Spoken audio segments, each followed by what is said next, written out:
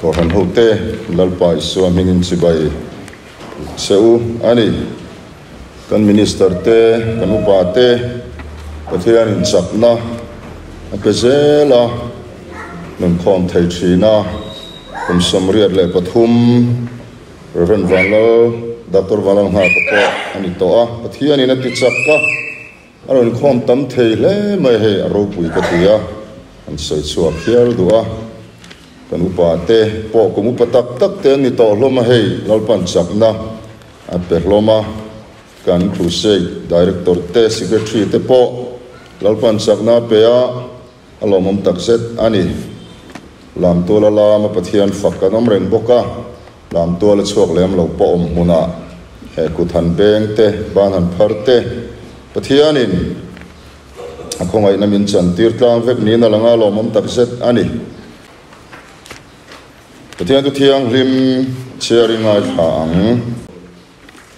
Jeremiah vung thum chang som le paru ngai thang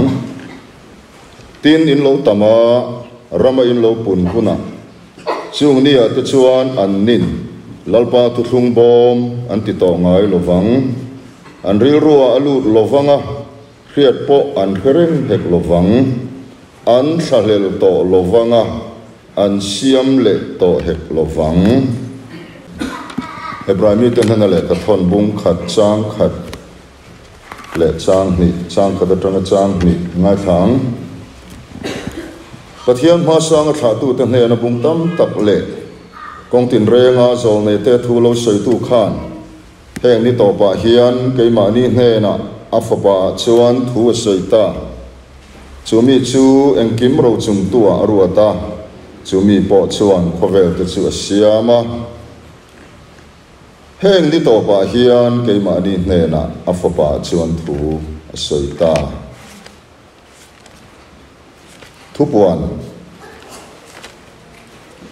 thupuan bung ni chang kwa thupuan bung ni chang kwa ngai thang u i khreom zia te i pachia zia te nima selai ho se sia juda tak nilova setana in khom na in ho ni zok sia juda in ti ho ten an soi chiat dan che ka ria juda tak nilova ti la hi la tu chu ani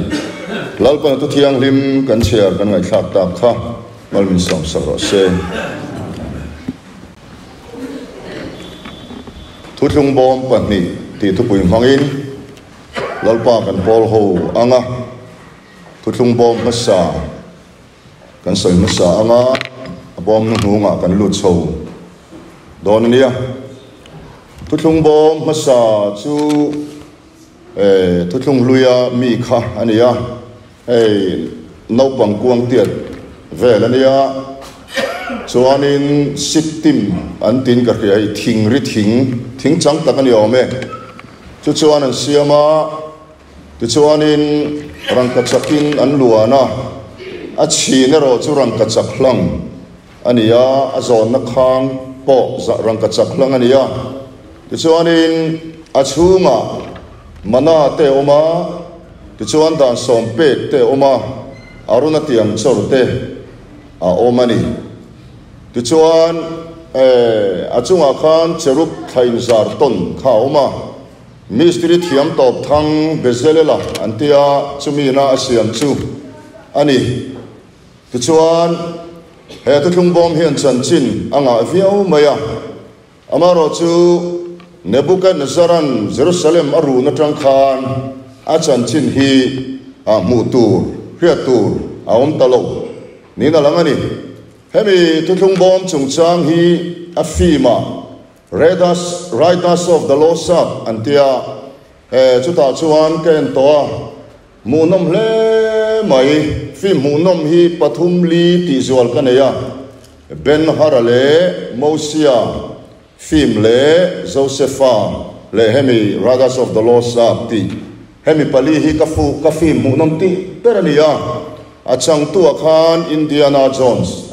mangin karya kami afima ka chuanin thu thung bom kha mu le in o mani a bible nen chuan ai mil chia lo deuh ni in alanga ti chuan he tu thung bom hi Israel fa te khan an chuang em ani Jordan lui an kan don po khan an bua tin Jericho an hel vel po khanin an pu bokani an chuang em maya an ti suala chu tu thung bom a khan chak na ma mon tia an chak na sok chu tu thung bom pe tu lalpa kha an dai sia helai hi khiat fia angai khop mai samson po kha achak na kha asam sei kha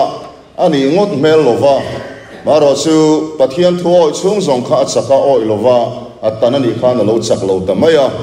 chu wangin kan chak nai enge ti hi kan khia da poimo lalpa ani ti hi hey pastor te a te evangelist a te chak na zong lovila kan chak na chulal pa ni hey mi te a hian kharau ra te vasong kual vel dun lovila ke mani hi midang te a vara tur zok kan ni ti te hi kan khiat apoi mo mani tu te mo testimony a chak na thar lo mu tum chu a thatova amaro chu lalpa hi kan chak na zo kan ni ti hi ring tu ten kan khiat chua hi angai khop maya tu thung bo ma khan Israel fa te kha an chak na tak tak khom lo ani mo mara khanin enge ni kha bom zone en bom aizol tempula te khan an da china kha te kha zone ve vak to a khatiang bom ve la khan ni na ta ga chuanin chak na kha om lo ani kan chak na zo chulal pa ani ti hi pathian ko han ho tem kan khiat apoi mo le man ti chuan voi kha chu Israel fa tele Philistia ho te kha anin dova Israel fa te kha an han che deva ta chuan in thil emergency committee an kova tu thung bom kha valavat rowan tiani ti chuan in an vala a Eliafa te pani hoi her deuh kha phur an tangin ka ria chuan tu thung bom kha an vala a ta chuan in Philistia ho kha an hlawani Israel fa te an tu thung bom an vazon i aron thenge an tian hlaw ma se ap engani rual uzok te khan ai chutiang kla zamsu in titsak ro an ti khanin an norta a Israel fa te kha an ne ta dei mai ni thutlung boma sakna om lo sia chumo ape tu lalpa so khanani ti kha Israel fa te nan ke lo mai ni ti chuan Philistio khan an lak sak dai maya an khopui pathum ma khan gata te rona te asdota ten da maro chu akol tu tur nilovina an kol chuan lalpan remzel thogani chuan akol tu turin an kol po in apetu lalpa in hatlova athil pe aboma nin ha chuan an cheswal thogani tilai kha kan sir chua tur chu anita ani le de chuan tu thung bom kha ti hanin an han bong pui sorlai no te nei te kha an han tolai liran baran an phur hon tir vela a thon thu ka chu chip cher takin kan soi lo wanga a poimo kan ti lai poina kan lun mai anga ti chuanin khami tu thung bom kol tu pakhat khamal somin om thina ni obet edoma antia chu Samuel pani na bung ruk vela khanin le muntanga pol anga chu tu thung bom kol tu obet edoma kha pathianin malaso mati te kha ai sia kani heta hianin han soi kan du thil poimo de mai chu khami tu thung bom kol tu obet edoma kha malaso min om nge ya ma se voi ne tu thung tharfa ten malaso na kan donang hi aphalovani kha malaso na kha chu tak samal som na tak samal som nei malaso na anilo kan ti mi alo voinia tu thung tharfa ten mal som na kan don chu tu thung bom khani tolovin tu thung luyam yang kha tu thung bom petu ama lalpa thole nun na tharau zo kha kan chunga hian dungani chu ni mal som na zong mal som na ro pui ber chu hei tu thung luya hianin mal som na ya war le ya tu thung thar chuan khongai na tu thung thara hian in chi ngayan pathian mal som na chu in ne na om ro se pola hian na tingai haulo pathian khong ai na chuin ne na omro se atizel mai ni khong ai na ro pui sia hi khong ro ten kan khia da poi mo le a tir ko po la chuan hetian a soya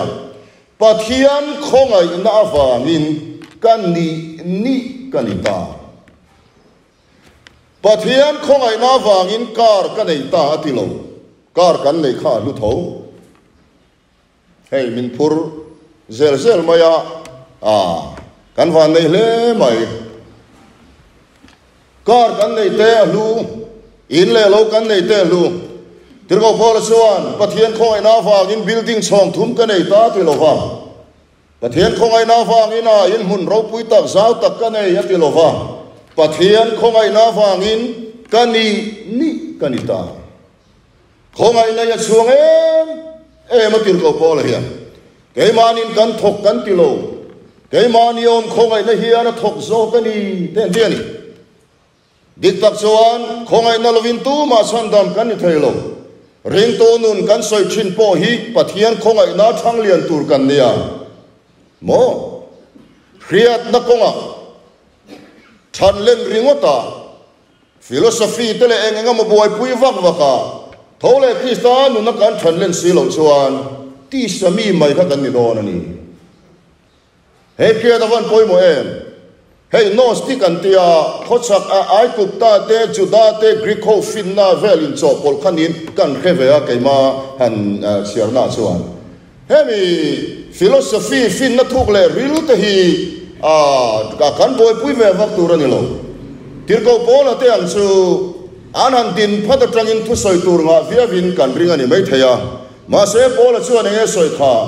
in ne na kan local lai khan in heti yang tu fing ril le ka tiang lampang ha kan soi ve lo kha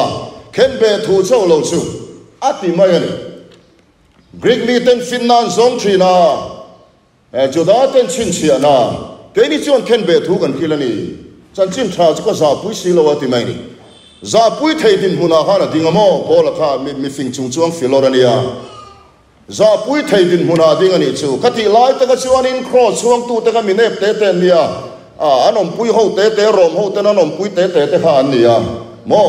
khati lai cross thu chuang ni ta chu he ta mi hiam te nga ya ani tir ko pol te anga mi ro pui ta chu cross za pui thei din huna kha na dinga ma se a za pui lo vani a chan chu pathian thil ti thei na ni ti kha khia anun pum pui ati dang lam ka ta wang khan a khe chianga a chuang mani fan ro pui niki cruise sakati kopa geng rual lai chuai tu mithin lung sak ma ti tui ral thei tu cross til ti thei na hian ne lo hian nei lo te ka ti mai ka chi ama ro chuan mi na thin lung ti sak ka ta ro chuan le ti ngai na om lo ni mai pathian ta na mi thin lung hon chuan in kal vori ko kar hian phit min thei lo nei lo te ka ti mai men chi le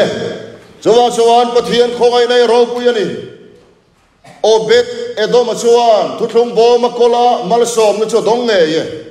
ma se tu thung tharfa tena chung rila pathian malsom na pathian minung pathum kan chung rila min chen chil na malsom na ya dong phalo khai kan chan bo ya ro pu sin kan soi lok i chung rila khan eng sa nge nunga pakhatami pathumami nilo pakhata pathum lali suwa chawani lo pa fa tharau thiang lim pathian minung pathum kha ke tanom chungini chungrila khana om e chungrila nung chung si khan khi ta om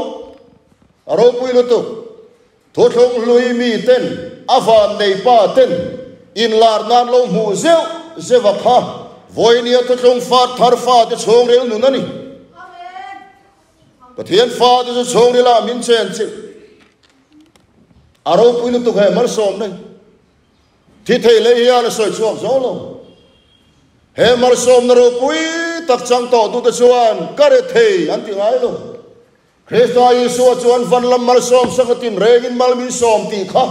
thua khiat na ni lovin khara vinan khiani van kai nun po pe to kani ti kha lung phua cho rola ral le mai tur thua khiat na ni lovin khara vinan khiani avaro puem khara ve mi chang fia tu piam te chue kan lung po hi lo to bro se kan mar phu poi lo to bro se to ve thei lo van mar phu kha na chun som nga le ni mai thara vin chu kan khe fia to em thara vin chu kan chang fia to em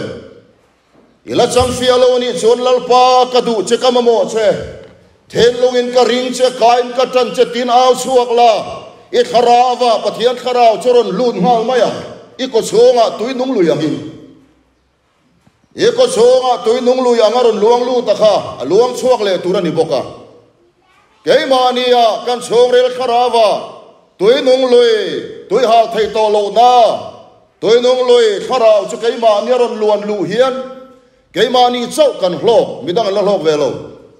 midang an hlo na tur chuan lo luang lu ta kha aluan chuale ngai ka po khan soitel hal ka duwa aluan chuale na dal tu chu iril ron nom nok khani mai kan ri ron nom nok tam taki hai chua tu rani ai chua na tur lal pan nun bin pe to kha nun mang khan hai chuak zero chapo na duam na isik na ti ho te ti tau na phun chiar na e nga moni kha hai zero iril ron nom nok tam lu tu kha i ko chunga tui nung lu ron luang lut luan chuale na dal tu chu ni mai zohana sia bunglia ka tu in chun tu na hal to lo wang in suana ti ya samari me chia chona toy zong in tui nung lui chu lo chang ta mo tui nung lui chu ko chunga luang lut chatuan chik atia dam chung dei chik po ni lo chatuan chik sunday school chik po ni lo chatuan chik champaya peter pakha chu atu ten an zona sunday school a omati zogan zon chuak len tia ka he chiang lo wa sunday school chik mai ni lo in khom pui lai chik mai ni lo phur chang a chik ani lo rento tena kan chan chu chatua ne chik chuak tui nung lui chatua chik ha ka nang ma chik chuak luang chuak le tur ani kan pian thar ni hian thara khialim chu kan ko chonga tui nung lu yang ron luang lu ta soinon le ke mani so kan hlo mani kan lom kan lim ni ka tan kan ti zorama pe chuan mit po meng phalwin kan che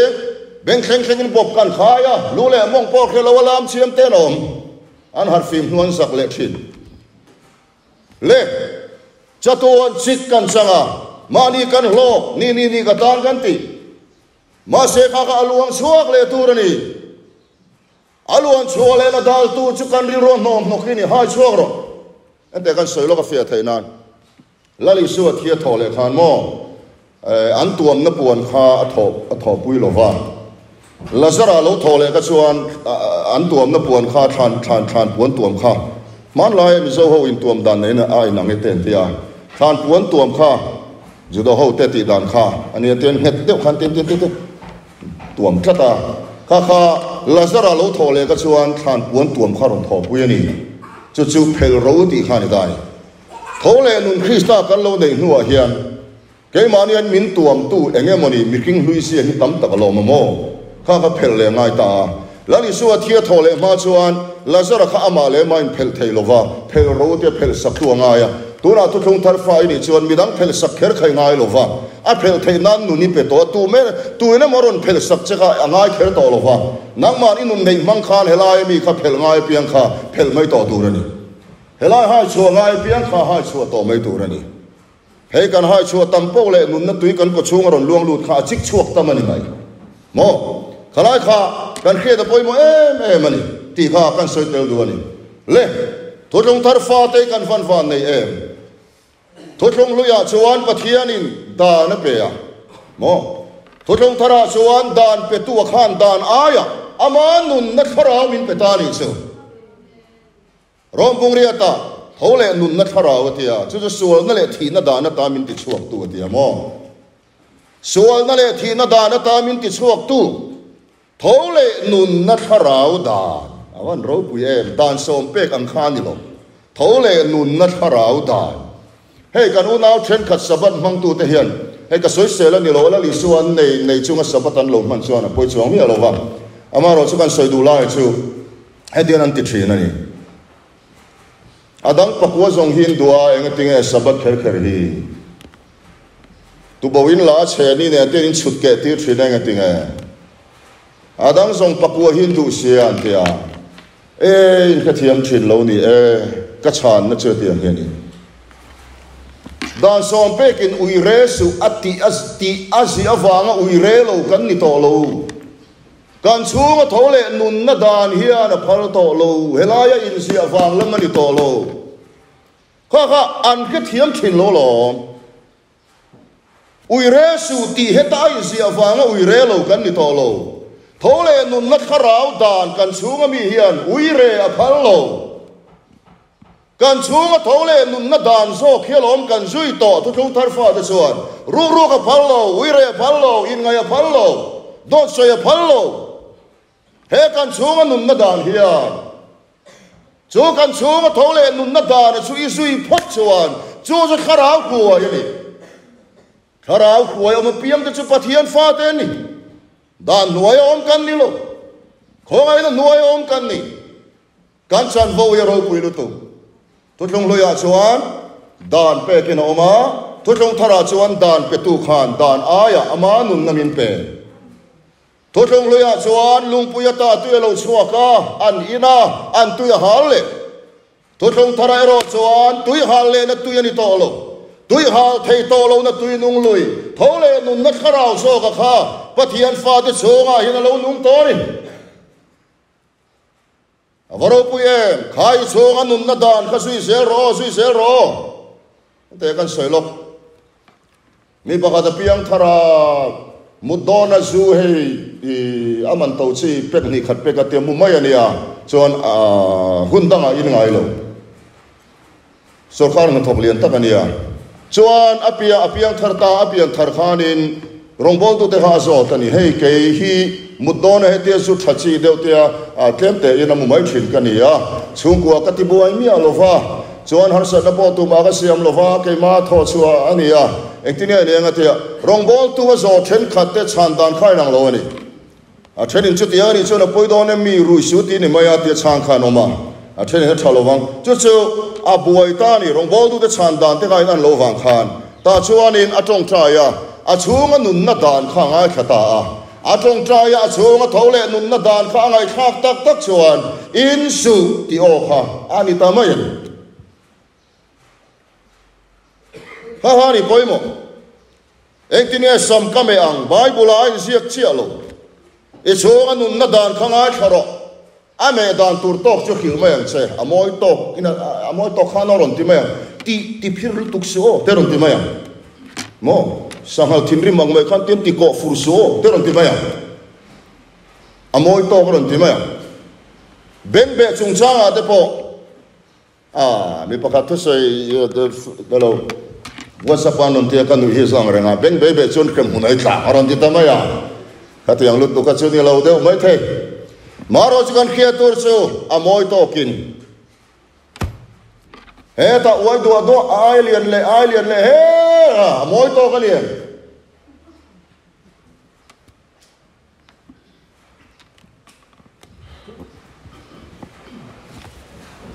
exodus a bung sam ni vela mi diu to mi nge mi be chian ki kortlon hak lo tu mei chian mi pathom no hak lo tur ti khaw mani khati lai khan ki kortlon hi an la mu chuang lo ra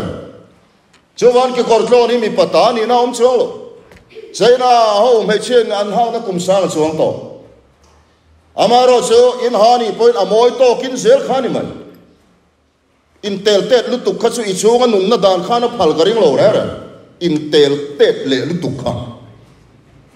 nula pakha chu ai zo la in tel te via wanyang kanu ka funai na tot atien tia tel te thabok om sin tiang le lu tu kha chu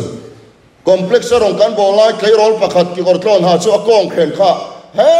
ta avoi khum phak vel deu tho ha na be kha kha tiang lu tu kha chu ani lo wani mo it's my life karai chu ti kha tiang kha ni lo e chonga nun na dan khanga kharo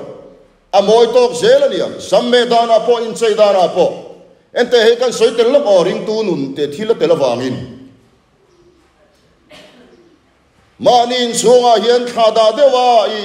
in oma ba engeni thom no engemo ho mai hak te poi ke chu tha ka ti waklo kan nu pui te po hian khatiang khan om lo se tha ka ti tin hei tak salang tam le nu tu khi amanin sunga po atha ber po ka tilo ke ma ngai da ni khu tu atam hian atha ber ka ti khu tu hi tam se atha ber mai hei kanuna fia dan ni chu mo i chong anun na dan khanga kharo me chia te pon fen eng chen nge he ti chen nge khup chin nge he ta ti chin nge ti kha bible a fia fel ta kan siak lo e chong anun na dan khanga khala amoi to khachoron khia tir mai ang che ben be i be do ni pon amoi to chu khia tir mai ang che katiam sel khani kan chong anun na dan hi van poi mo em voi khat kan soi le lok nu pakatin chol ni sana in khom turin trong trai turin min ron nge na in khom sana ni ti chu ka khia ma se kamangang lu tu ka ni tu na hian thi mai ka cha in chong atang zon khak hiel ka cha adin mun kha har sat na kha thuk lein ka khia in khom chu tha ti ka khia kain khom ma nge chu nu chu ka tran puyang ti khe turin pastor ka va ro na ngai lo to thong lu ya ni to lo to thong lu ya chuan Jerusalem temple a mian kal du ni chuan zol nei Jeremia mo tu mon ro na ngai chu chon lalpa bianga o rem me ti nga khil chong ka tiang vel khani to thong thara ka tiang khani to lo dan le zol nei ta song song ayo tu thole Christianun na dan hi kan chong anung to ni khanun na dan ka sui sel tu rani ko ru pa te varon man kan ni to lo pastor te varon man kan ni to lo ka chong anun na dan ka ngai kha cho nu lo tran puya chu remati ya in khom aya cho nu chu lo tran pui ta ni kha tiang si se kha chip chiar takin bible ai na siak lo re kan chong anun na kharau dan kan sui tu ria tam lu tu ente kan soi le lok i mamon ni mia lo le tum te i chong anun na dan kha na kal mai ang se i le lui chuan pathian fai ni na bo lo wanga pathian on pui dai lo wang inuna rowang tong trai tu na bo wang kha thalo kan chong anun na dan ni sui sel tu ra ni kan pui khu ti tur nga khi ai zol khi in tiam khi tra kan pui khi me se fel ve tak mai ni ya kan fa te thom no le don te hian in min on ron thina heta sa ni mano me ta sa thum ta sanga eng ber hi ka le ya du lai hi kan ti ve du lai ka ti nga chuan ifele min on ron i chunga nun na dan khanga khamero ka chunga nun na dan chungun takin kanga kha zanga man a chuan sa ni man ka le ta si te ti mai ni kan chunga nun na dan ringai khak sel tu rani kan mamon ni lo pui te le ya phal re lo kan chunga nun na dan hian poisa nei mala dik takini manangai i du dan ni na man thai lo lani so Krista la le chan dam to kan pom hian kan rin hian America president chu Bush ani ti kan pom kan ringang mai khani lo sorry Biden chu America president ni ti hedro isamarun lal le ne i poisarun lal le ne nga marun lal le ne thoron nei le ne lali so Krista thole nun na chang tu kan ni nuwa chuan engkima isamme dana engkima isuma ithil le ya ron lal ve ka du to mai lo hei to thong thar fa ten kan khia da poi mo mani chuan to thong thar bom nu nung zo ki te me bom nu nung zo chu ege lali so Krista dan aya thole nun na kan chong lal pa min pe ka hiani mana lal pa na pe anri la tram le mo mana min pe to lova mana pe tu nge khan mana aya aman nun na khara min pe ta zo gani chuwangin to thong luya tha tu tele bung tam tak le kong tin re ga zol nei ne thu so china khan he ni to pa hian he ni ati kha nge to thong lui ni lalpa lung oi lo kum mo tharaw lama chuan han soi lok teang kum ni chia om kum khat na to thong lui kum ni na to thong tar kum ni chia om ni khat na to thong lui ni to thong thar ni to thong thar ni a chuan ngai te ni te lo thleng do ne ti kha khi la ya ni lo suak thin khi ni lo va ni ai po eng ro pui so ama lali suak Kristania Johnny ai po eng ro pui so lali so Krista kan lo nei to nuwa hian chorel kharawa lo nung ta chu bom nu nung sok chuani chu bom nu nung so aruna tiang chor point thole nu na enter mana point na ma Krista enter vek bom chunga mi kha bom nu nung so lali so Krista nei to tu kan ni nuwa hian unau te kan chan vo ro pui ta wang hian chu khong ai na wang chuan kan ni ve don lo ni chu khong ai na chuan thang lian turin lalpa kan chak do lomi lalpa kan khalel do lomi bom pahni na so khia van ro pui em mana min petolo mana petu khana manun na khara min peto chuan pathian in kan ni to pathian khara kai mani a cheng to chu tak chu juda tak ni nani ni chuna han kan share thu puana khan juda tak ni silawa juda inti tanan soi chia dan chi ka hia juda inti juda tak ni silawa juda inti rombung ko chuan abraham fa chu abraham fa ni veklo isaka ina ti zo kan yeti mo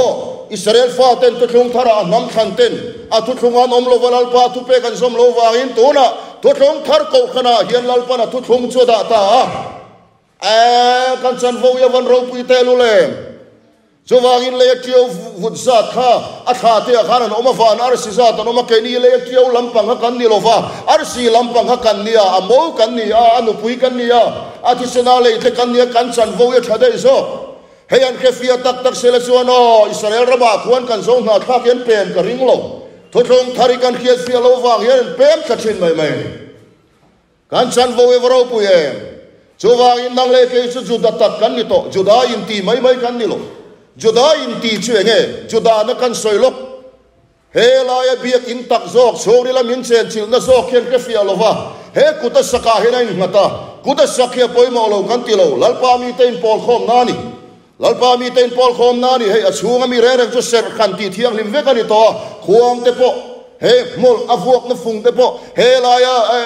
biak in pon solai mol te ang so ni to lo khala ya avuak na kha he te ha kherna na lo se tak mai mai chi po ni lo mo chu wa chona dang lam vek to ser khani to kha asa om lu tu ma se apoi mo ber chatro helai temple thiang hi ma hi biang in chunga mezial kan sungam lova apona kan sule put puta hei a hian hei kan sa zok ma turania hei konga ten kan harapoi mo em mani chuan thuthong luya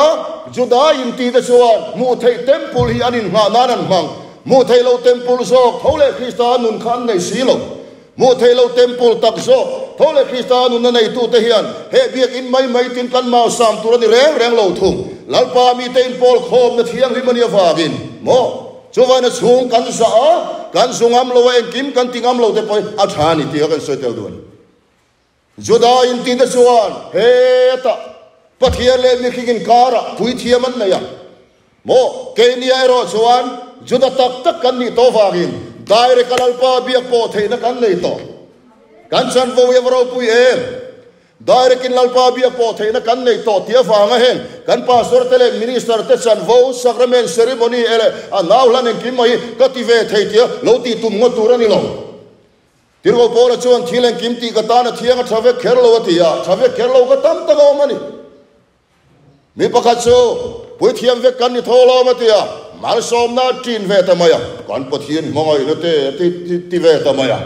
kative thelo inta ami atia dik mel deu chuan alang ma se chapo na te po ni mai thein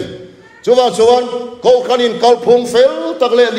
ni phung fel tak kal dan anei te kan mau sam tura ni ngot lo ti te kha kan soi tel duwa chuan pastor chan vote lo chan ve vek tum te po athuthung thar chuang lo ti kha kan khia da poi mo em tel ani le de chuan thuthung thar fa de chuan temple tak kan sanga poi thiam ni na tak kan sanga thole Christa nun na nei tu song te chu biak in tak kan ni chuwa chuan lalpa temple hi o poi sang o kan chungom khara wi poi sang o i sang o thuthung luya chuan setana thil tum chu temple ti chiat lalpa thil tum chu temple tun din thuthung thara lalpa temple chwe ni to i kharau chawani lo rel ro taksa apom pu hian lalpa temple ani awage kan chungom khara wi poisa yela lalpa du da zel in ke pe nang u thuthung thar fa abom pani chang tu te kan ni bom pani na abom pani na chu Christa ni te lo then do ne ti tak mai kha dan ni to lo ven kan thin lung phe ka siak to so ka kha kan sori la thole nun na dan so ka kha